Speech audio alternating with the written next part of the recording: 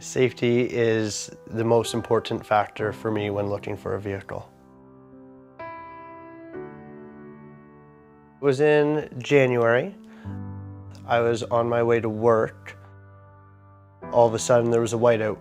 So I could just see the outline of the roof of the vehicle in front of me. And then all of a sudden, the roof line started to get closer and closer real fast. So I swerved out of the way, and as I passed that vehicle, I saw that it was crunched up against another vehicle. And there were cars absolutely everywhere. They were against each other, against the guardrail and the ditch. So I swerved one way, swerved the other. I avoided two other cars, and I was aiming to get in between a pickup truck and a big dump truck. And I couldn't make it. It just wasn't, the hole was not big enough for my car to fit through. And when I hit the back end of this gravel truck, I came to an immediate stop, and all the airbags had went off. And before I could really even think, a much louder crash and bang came from behind me as I was struck a second time by a gravel truck. As I looked around the car was slowly crumpling in towards me. And to be honest, I thought that was it. That was the end. It was probably the most scary thing I've ever been through. And then everything stopped. It was dead silent. And I kind of just wiggled my toes to make sure that everything was still working.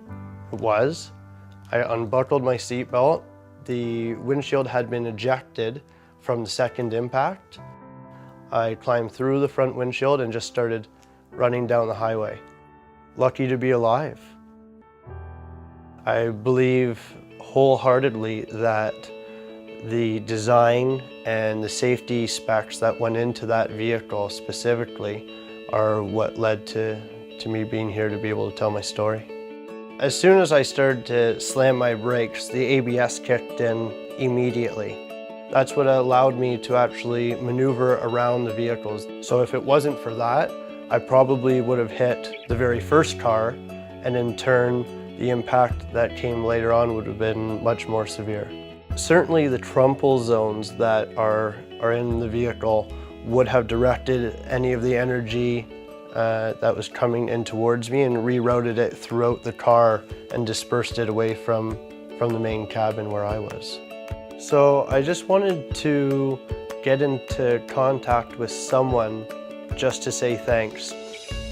Because I was so overwhelmed over the whole ordeal, I wanted to send an email or make a phone call, just say thank you. That's all I was really looking for, just so that someone knew that by doing their job, they not only saved my life, but certainly affected the lives of people like my family and friends.